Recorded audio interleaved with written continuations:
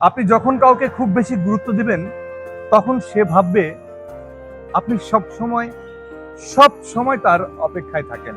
ঠিক তখনই সে আপনাকে সস্তা ভাবা শুরু করবে এবং আপনাকে অবহেলার চূড়ান্ত পর্যায়ে নেওয়ার জন্য মানসিকভাবে প্রস্তুত হতে শুরু করবে।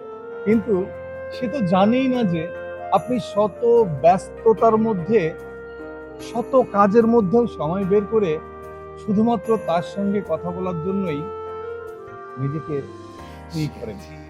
তাই আমি বলছিলাম যে কারো কাছে অবহেলিত হওয়ার চেয়ে তাকে প্রয়োজনের বেশি তাকে সময় না দেওয়াটাই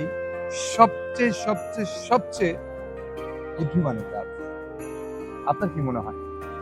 একটু কমেন্ট করে জানিয়ে যাবেন। আপনার অপেক্ষায় রইলাম। সে জীবন চাইনি